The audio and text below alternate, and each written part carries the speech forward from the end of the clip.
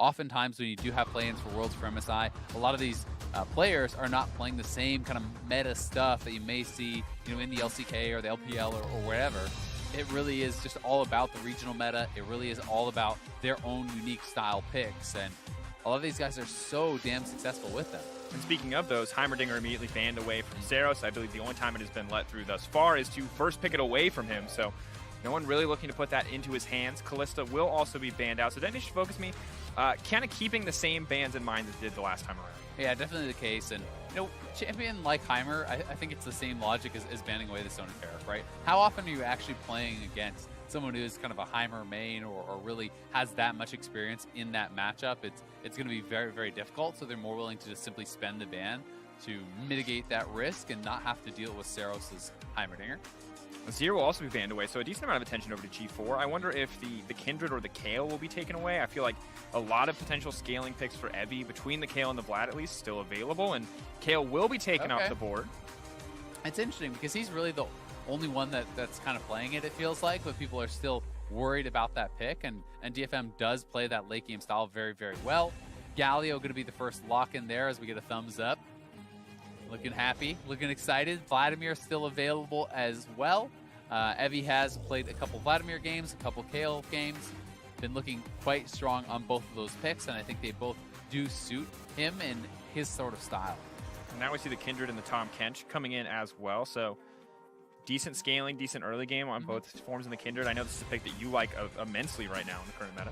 Yeah, I think Kindred is incredibly strong right now in this game. Unless you can actually actively punish the Kindred in the early stages, I do think you can match the power, both in dueling and in team fighting very, very well. There's a lot of utility with the Lamb's Spite, and Kindred certainly scales incredibly well in some of these long games that we have been getting. Steel likely going to be going with the Jarvan here. Always have to mention that it can be flex top, but I did like the Kindred also as a takeaway from Steel because he has been a good Kindred player and it has been kind of one of his standout champions. Vladimir would be no surprise, though, coming through here for Evie, his most played, and a really strong game earlier already today. Interesting, though, if we do instead opt to go for the Sylas here. Sylas will now be locked in. Now, this is a bit of a takeaway from what we saw earlier. Their first game, of course, the ban's almost identical. They banned the LeBlanc instead of the Azir. Once again, mid lane focus this time around, and the Vladimir swapped out for the Sylas. So on the road to build the exact same composition they had in their first game of the day. And interesting enough, against very similar champions in the Ashe and the Tahm Kench, the Kindred being the different one. Yeah, certainly the case. And, Evie could be the one playing the Sylas. Seros did play it last game, but Evie also has a ton of those Sylas games. Vladimir will be taken off the table, so DFM going to have to make some adjustments in their composition. Won't be able to get everything that they did have last time around. And we'll see if that does mean that Evie will actually be piloting this Sylas, or if they're going to grab a separate pick for him. I think he definitely has shown the deeper champion pool compared to Seros, who has really kind of preferred Heimer and Lissandra, which has been quite a bit nerfed, and the Heimer has already been banned away. Wonder if the Ziggs will then be the go-to. G4 really struggled to make an impact in that mid lane when Seros was just able to kind of nullify any greater lane advantages with the wave splitter Ziggs. Cassio banned away, one more ban for DFM, and they will take the Jace off the board. Of course, luxury of last pick is there for Mega. They can counterpick for either of their solo lanes. I'm curious what they're going to blind pick here. I would have been with you 100% that the Sylas would have gone top if we hadn't just seen Seros play a mid lane game of it. So it feels like it does make the decision-making for Mega a bit harder. And Aurelia, a flex pick herself, will be locked in. I think that's actually really smart, right? You lock in a flex pick here, so DFM basically has to pick, both blind. They could grab another flex pick themselves and then kind of move around based on matchups. That can always be very strong, and Akali would be just that, right? This certainly can go mid or top. It's kind of what I'm waiting to see. Will they match the flex pick of their own? I feel like very different composition from DetonatioN FocusMe. Doesn't feel like it has the pure late game scaling option without the Vladimir or the Kayle, and two champions that can be incredibly powerful, but also a little bit higher level of execution going to be required as the Akali is locked in. Yeah, it's a lot of brawling. It's a lot of kind of dive forward. Really, that's all they have so far is kind of all these champions that do want to dive. MF, I think, makes actually quite a bit of sense alongside this composition. You have 4 members who are diving forward. You want some sort of a marksman who can actually have backline access, who doesn't have to try to run through everyone to be getting those auto attacks out.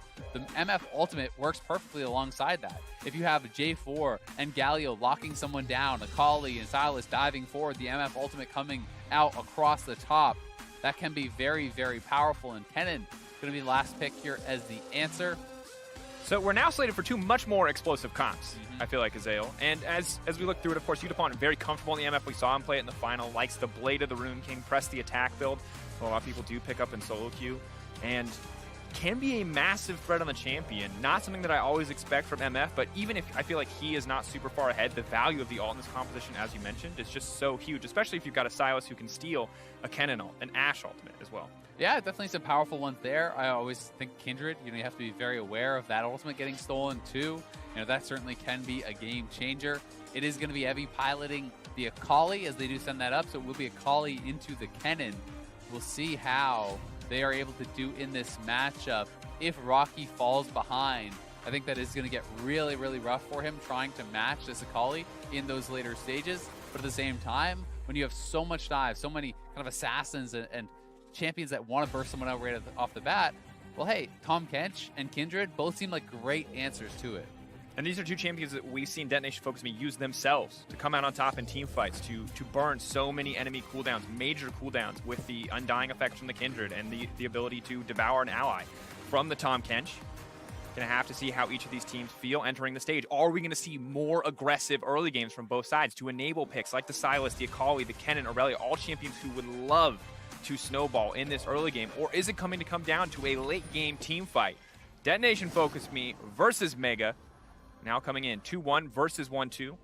Mega can tie it up here with a win. DetonatioN FocusMe can look to contest Vega if they can find a win here and then beat them later in the day. And that is really what they're trying to look to do here. DFM trying to keep pace with Vega.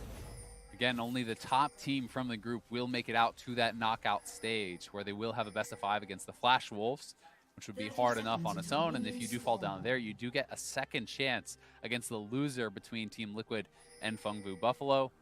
So it's not just that one chance. It is 2 international best of 5s, a lot on the line for these squads. And DFM, this is the first kind of game where they've really stepped away, I think, from just heavy scaling where it's very clear they want to play slow. So now it's going to be interesting to see, can they pick up the pace? Can they actually be this more aggressive, proactive team when they do draft that style of composition? And anytime we talk about being proactive in the early game, we usually will keep our eyes on the jungle. And Steel has had, pretty solid results across this stage, has mostly just been kind of an engaged bot a lot of the time on the Jarvan. Have to see if he can be a bigger, more aggressive threat early on. Kindred feels like she probably has the scaling advantage there, but of course the ability, the Cataclysm and the Flag and Drag can just be so incredibly crucial. Yeah, and you're a way in for the Galio, right? So even if individually you are maybe getting less done, you still can be a super critical part of that team fight. And it is going to be them setting up vertical jungling again. This is exactly what Steel did last time when he thought he was going to have losing lanes on the top side early on. He just goes into vertical jungling. They invade with the bottom lane. They take away the blue buff. And this is, I think, really, really smart, right? Because you should see the Kennen winning that top lane against Akali early on. So if you're going to be getting pressure there, if the Kindred's be invading you anyway, just trade sides of the map. And of course, we've already seen them die this bottom side too. So Void and Top have to be very careful here. And I am wondering if June and Rocky are willing to make the same aggressive play and potentially dive Evie. Akali, once she has a few levels, notoriously pretty much impossible to dive with the power of that Shroud. Will be a bit difficult, but now good a bit of trading in the mid lane. Conqueror finally fully stacked means that G4 is a little bit more comfortable, especially trading for the Aftershock there.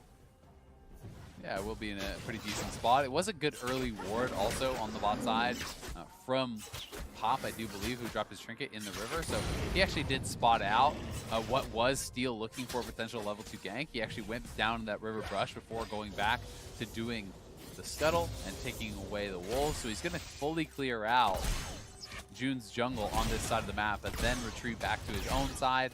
He has the pushing bottom lane. They have the safety to play aggressive, and this is actually the same level 3 dive that they did exactly in that previous game. We'll see if they can make this happen. Will they find the execution of the 5-4? The double taunt, they're going to leap in. They're going to immediately focus the Tahm Kench and burn him down. Only level 2, no thick skin, no chance. Gang running, but once again, the 1-for-1, just like last time. Yeah, it's exactly the same almost. We'll see though, can Seros get out? June is coming. Yeah, Seros is able to walk away. Good amount of pressure in the mid lane, but not able to force a summoner. G4 very confident in those trades, but DetonatioN and Steel are on the way up. They want to accelerate the pace of the game. They are not interested in playing it slow. Flag and drag forward. June now running for his life. The stun is not going to connect. Seros leaps in. Good bit of damage. Will not go for the adduct there, and then both sides are going to back off, but getting the flash from the Kindred. Yeah, pretty nice to get that flash out. You know, they do trade that as Steel did blow his own flash, and it is, as you said, again, that same 1-for-1 down on the bottom side. This time, though, critically, Lloyd is actually not falling behind as far as the farm goes, right? So this is that level 3 dive. Steel comes in from behind, full clear, double taunt into double knockup here. Actually, no, just barely missing Lloyd. They do knock down Pop very quickly, but Gang not quite able to survive through Lloyd and that last turret shot. Still, I think, pretty well worth it, as MF is going to have all this farm to pick up and will have the first blood advantage, plus was given time to actually make a roam and impact mid lane. So you like to see that proactive play from DFM. Absolutely do, and as you mentioned, because they haven't given up any CS for it, it actually feels like it's completely fine for the side of Mega. Well, I do love to see the proactivity, and when it's the exact same play, it feels like Lloyd can kind of see that one coming. Once again, credit to the early ward, but now as we check in on the top side, Evie was getting pretty blasted in the early levels in CS, kind of as expected for the Akali, but it's done a good job kind of recouping some of those losses now that he has a few levels under his belt. And Zeros has to play careful here. G4, of course, with the flash, can dash to the minions. 3 stacks once he says level 5. Conquer will proc, but just a quick dash out from Seros and June. Walking through mid lane. We'll give info on where the jungler is, just trying to help G4 clear, it seems like. Yeah, just wanted to help him push out because they want to get mid lane pressure to go to this scuttle, and that is the next target. You can see them all moving down to the scuttle. He already had one mark off the scuttle, and Pop is just going to chomp this up. That's his scuttle, but he's now used to Devour, actually a major cooldown. Knocked back with the Blast Cone and is forced to flash away. Of course, not going to reset here, but just walking back, and it looks like it will be secured.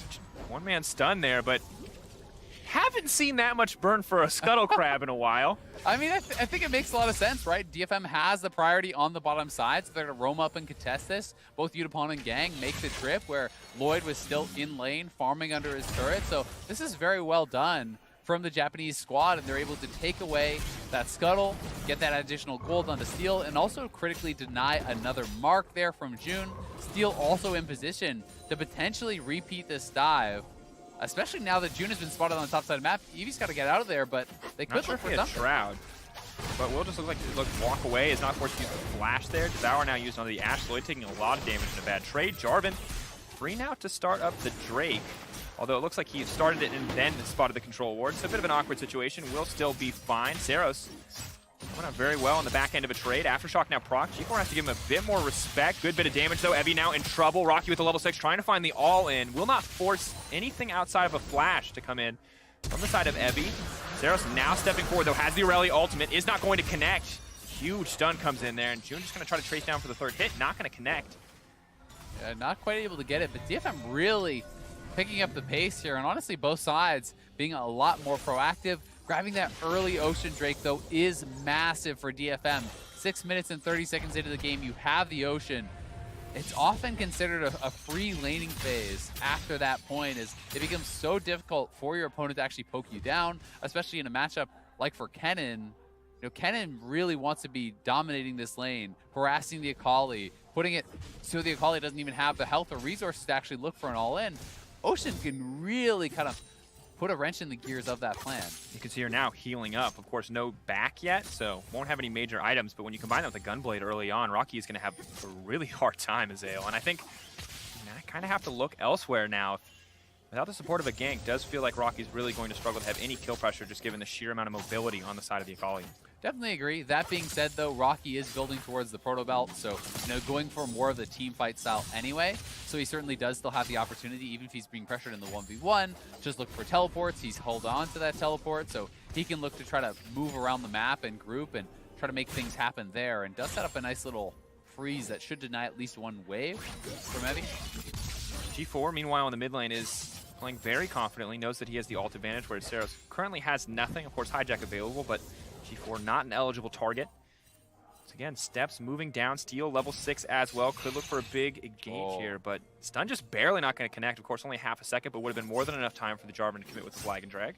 Yeah, and you also have to remember, G4 is actually very, very squishy. He rushed Sheen, so this is not a phage. This is not early tabbies or any sort of defensive build that you often see the Aurelius going. This is more about the burst, more about the all-in potential from his side, but it also does mean you're more susceptible to getting knocked down by your opponents. Steel now back here down to the bottom side. They know that Kindred was up on the top half of the map and could perhaps threaten this 4-man dive. Saros is coming too. G4 coming in late, though they need to commit to the play here if they want to go for it. Lloyd will get taunted up. TomCatch immediately going to try to eat up there, but the TP now coming in. Rocky on the backside. Udapon has been caught out. He does not have a safety net of the TomCatch, and he will go down. Udapon killed by Lloyd. Steel now in enemy territory. Will he be able to make it out of this one?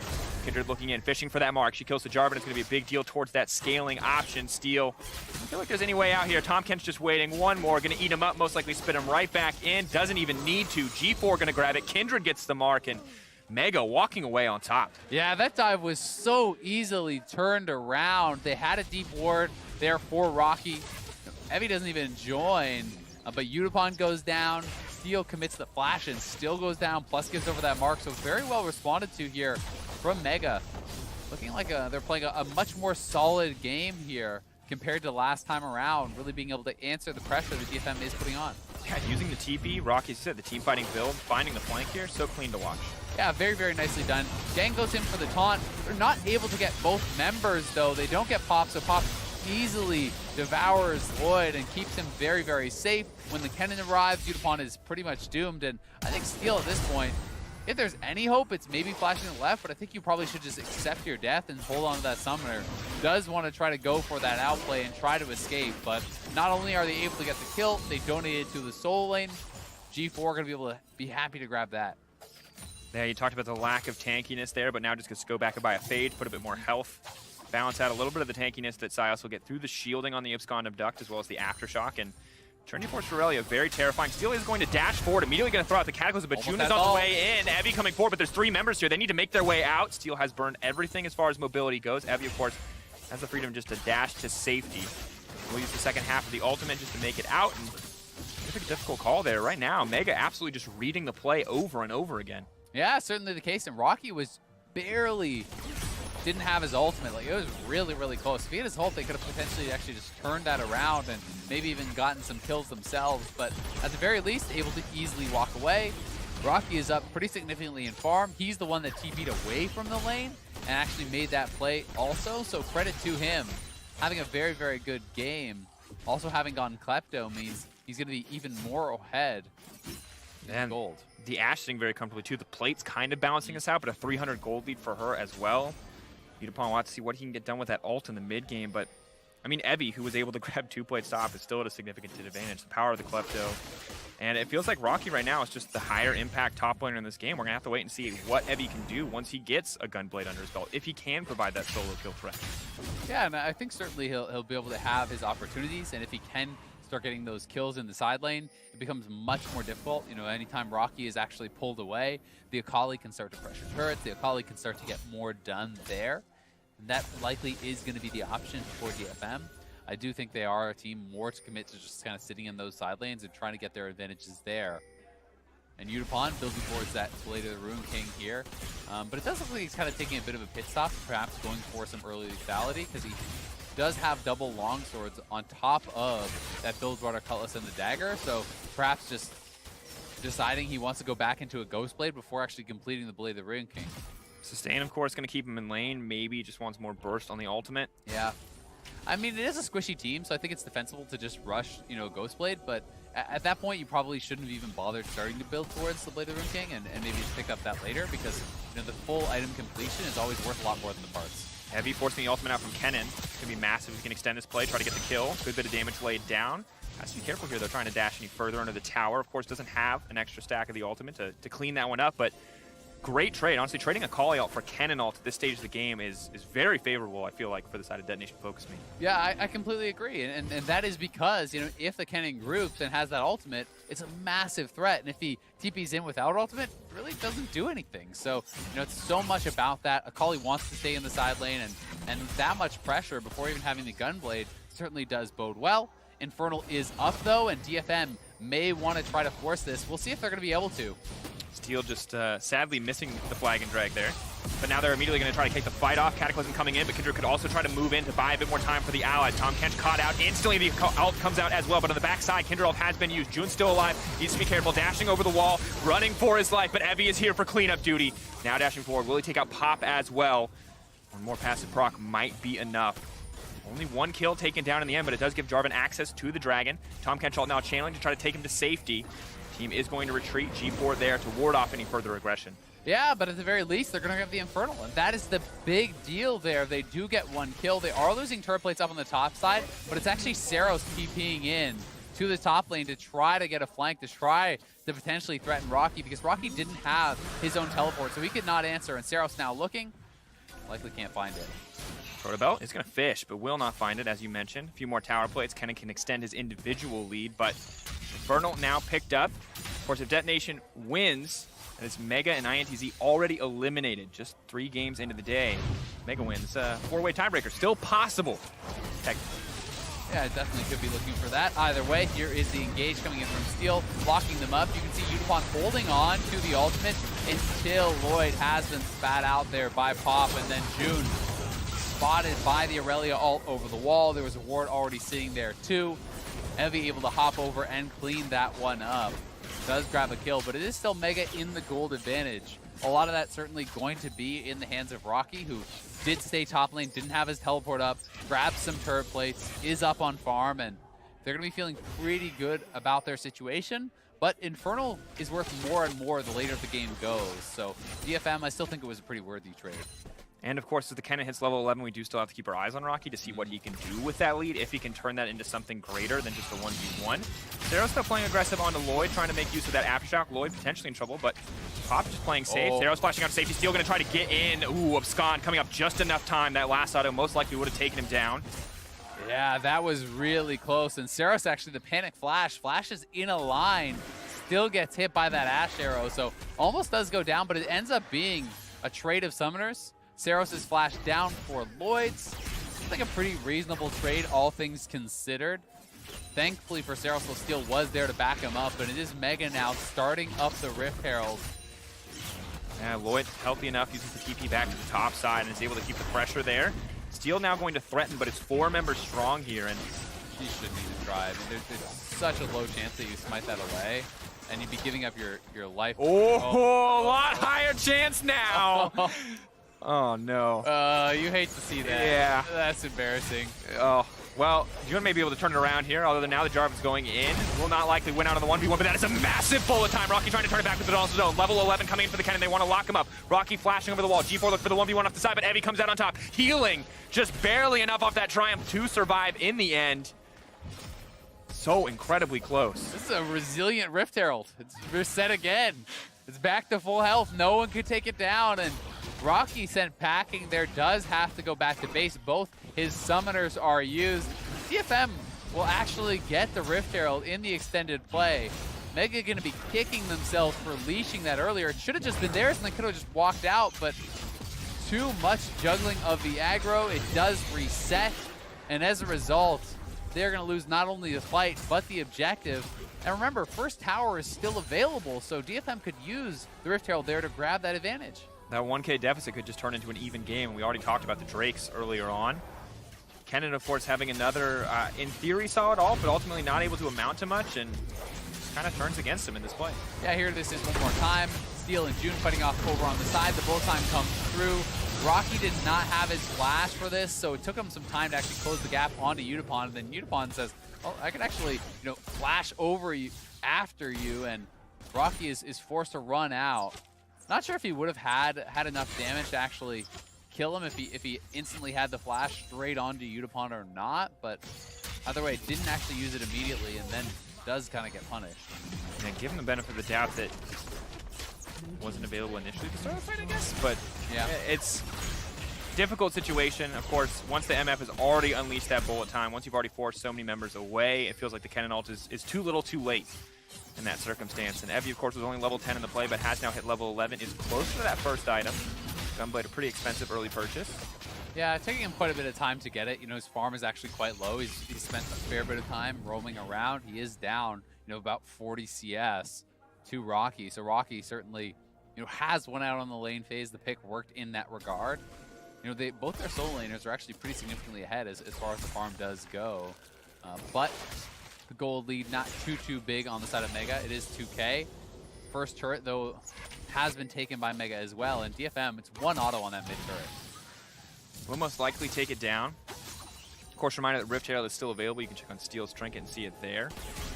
Would be surprised to see them use it mid, but there's two incredibly low health turrets in bot and mid. Maybe gets used top. DetonatioN FocusMe kind of debating on what their next option should be. Yeah, this one's just going to go down. They're going to give it up. There's no reason really, I think, to commit to trying to defend it. It's one auto to actually take it down. So the one thing you can do is, if you want to use it to try to draw pressure when you're going for the dragon, is you can actually drop the rift in a lane, then go start up that neutral objective. Doesn't look like they're going to be forced to do so, though.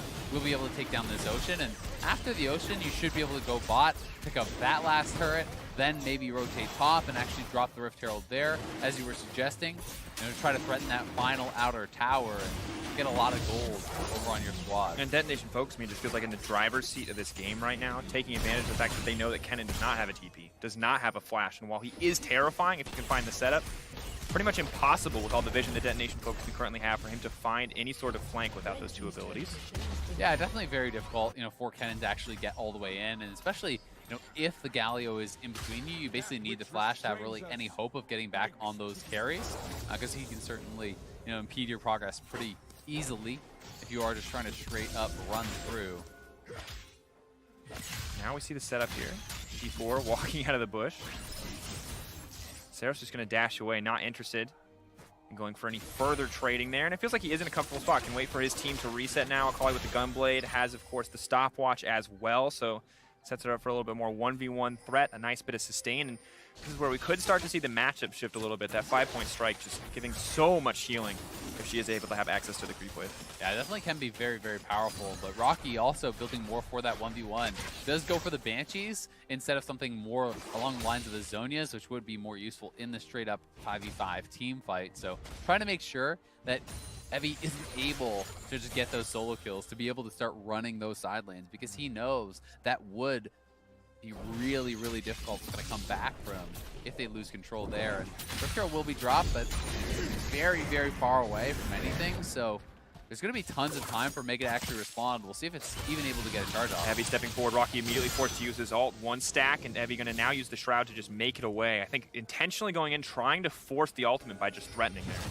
Yeah, and anytime you trade that ult, you're going to be pretty happy about it. The only kind of caveat we have to give now is that Rocky is building up a fair bit of CDR, so the ultimate is going to start becoming, lower and lower cooldown.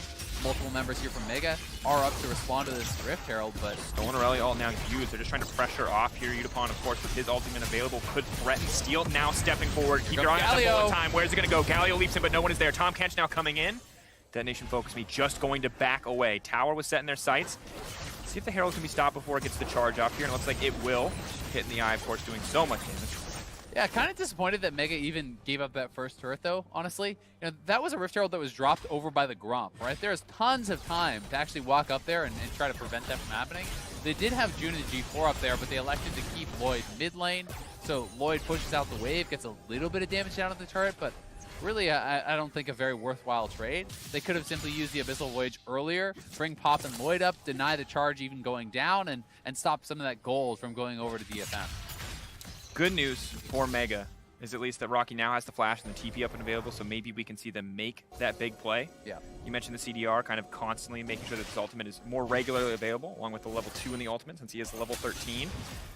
And once again, Evie's still falling very far behind in terms of the individual 1v1, and I feel like the greatest value he has is just denying this kind of team fights, but Mega still could just threaten this big explosive fight and come out on top. Yeah, they definitely can. I mean, I think that their 5v5 probably is more effective at this point in the game. Both their solo laners are stronger.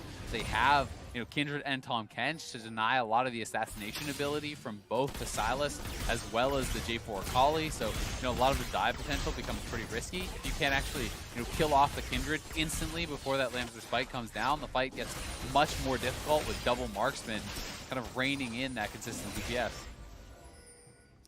Execution. I feel like we've been here before, where we talk about execution in a fight being the most important thing. Maybe just because it's a hallmark of League of Legends. Maybe because it's a hallmark of Group B. Now Udapon looking for the individual 1v1, and I think it's just going to kill G4 here. Oh. Well, he's really far ahead of Sarah. I don't think that's supposed to happen. That's not supposed to happen. Yeah.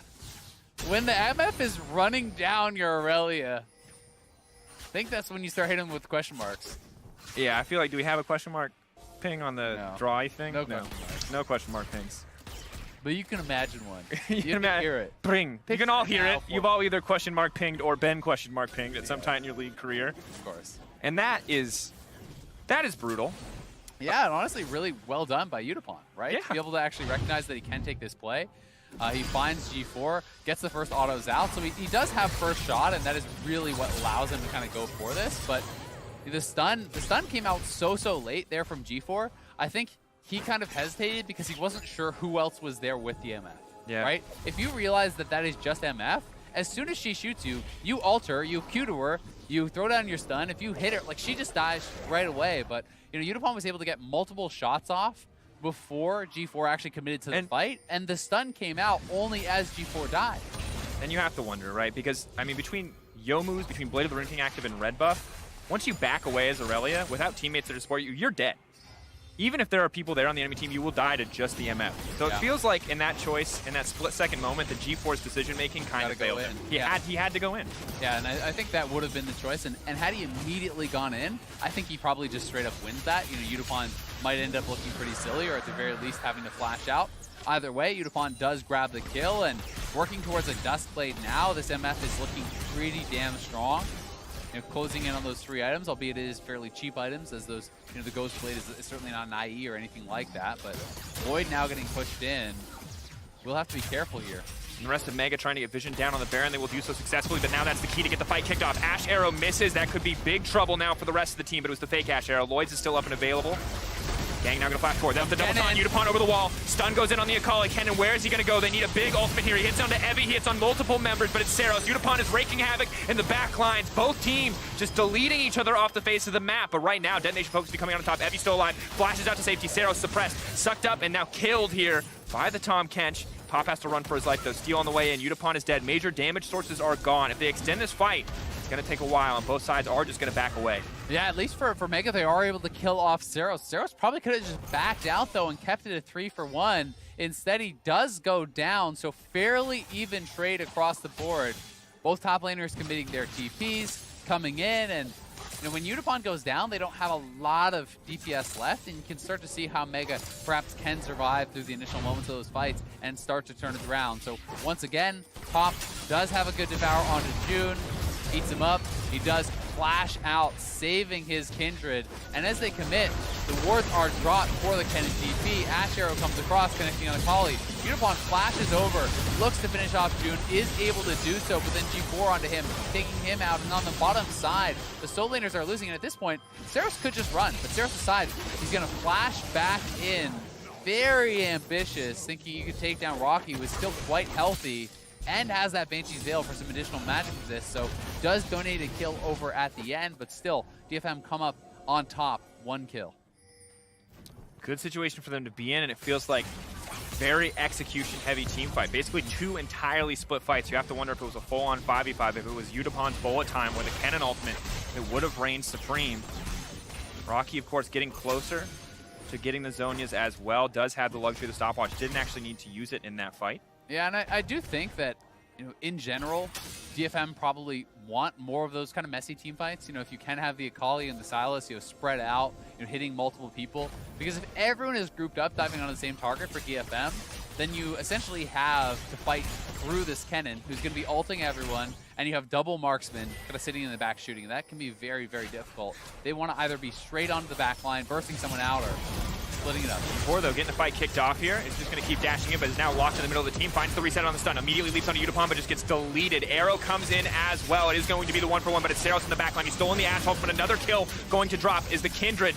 Is now down as well. Evie trying to extend the play. 1 dash forward. Could look for a second one as well. Triple kill coming in for Udapon. Not going to get the Quadra. Seros takes it away, but that's going to be the Baron for DetonatioN FocusMe, and Rocky is nowhere to be seen. Yeah, Rocky was down on the bottom side, so it's Mega actually engaging without their other Soul Laner. G4 dove so deep on that one, trying to make something happen, but they were going to be down a man, and it cost them 4 unanswered kills, and the Baron.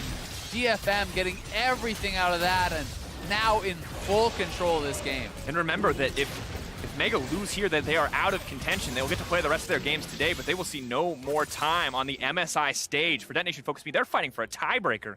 It's critical for them to find a win. I mean, Mega mathematically, I believe, still would have a chance, because only, there's only 3 wins, I think, on any given team. You can force you can force a 4-way tiebreaker if Mega wins. Exactly, but that would still be very unlikely. And here it is again, G4 playing very, very aggressively. Remember, Akali is in top lane, so much closer. They see the TP coming in, but they are still very aggressively moving forward for this fight. Rocky is so far away. This is not on him. There's no way that Rocky was ever going to be able to actually respond to that. So Mega should not have been looking for the fight. I think G4 just did not realize how quickly the DFM squad could respond and how close the rest of them were. And you can see the story of this game was leads. Pretty early on, around 10 minutes, you saw Mega pretty much in complete control, and how quickly it changed on the back of a messy team fight into a complete wipe, and now the Baron being the biggest spike in the favor of Detonation FocusMe. And it was always very close in goal, right? It was never that far behind, for DFM. Plus, they always had all these additional dragons. So now they have the neutral objective advantage. They have full control over this dragon area, likely going to be able to grab their 5th. They have the Baron buff. They have a gold lead. Everything is really starting to come up really, really well for them. You can see Yutapon not only finishes Duskblade, but he also has the Night's Edge as well. So that is so much lethality on this guy. He is really, really terrifying for this ultimate. And there's just about no armor on the enemy team either. He's going to be doing pretty much true damage to everyone.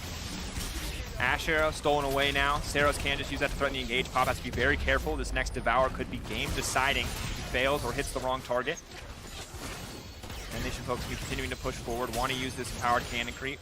Not a lot of tools to take it out outside of the Ash volley. And Evie just kind of escorting these cannon minions in. Rocky not ready to 100% step forward yet.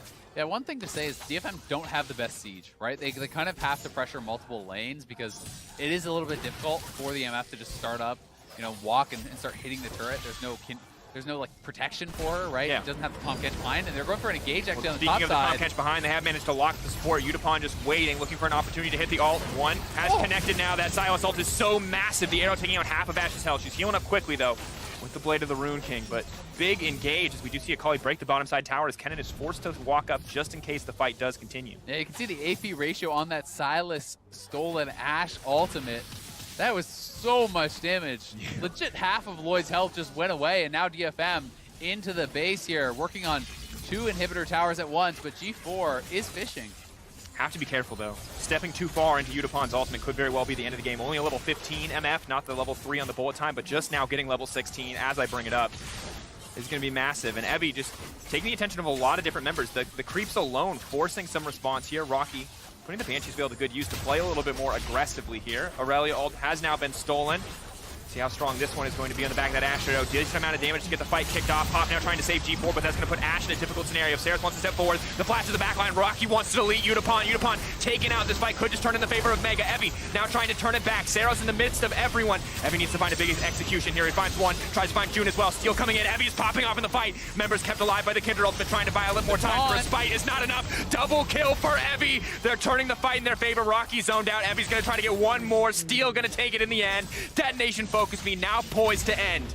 Yeah, they're going to do it here, Dracos. DFM have done it, winning the fight in the base here. They'll be able to close this one out.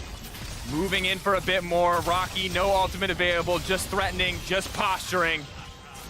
Now going to buy a bit more time with the stopwatch, but will just get taken down, and it is a long, slow goodbye for the side of Mega.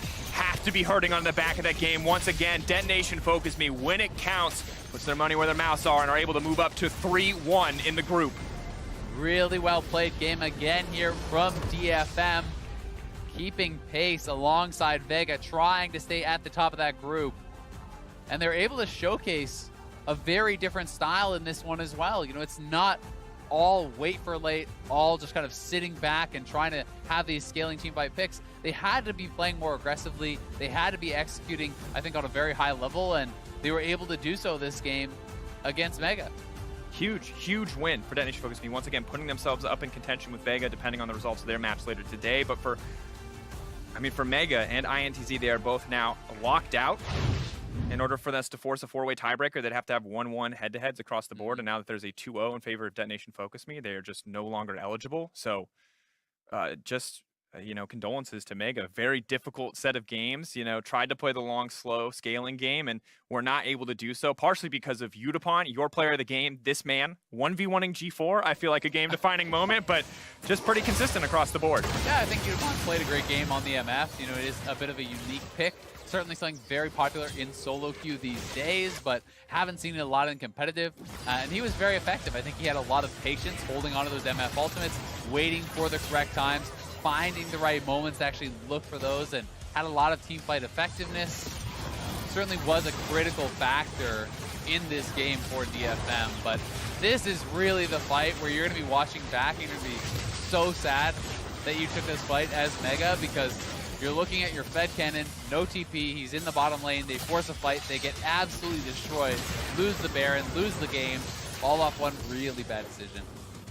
And, I mean, ultimately, that's what we've seen. That has been the story of Group B today so far, is that one key mistake, one misstep will cost you a game when you're going this late in the game, when you're playing these kind of slow, controlled games. And DFM found that team fight. They were able to find that win, and overall it was a good look. Of course, Udapon, I like the unique picks coming out from him. I like that trend continuing for us in Group B. I think it continues to make it interesting. And, I mean, the pressure just continues to mount now for their rematch versus Vega later today.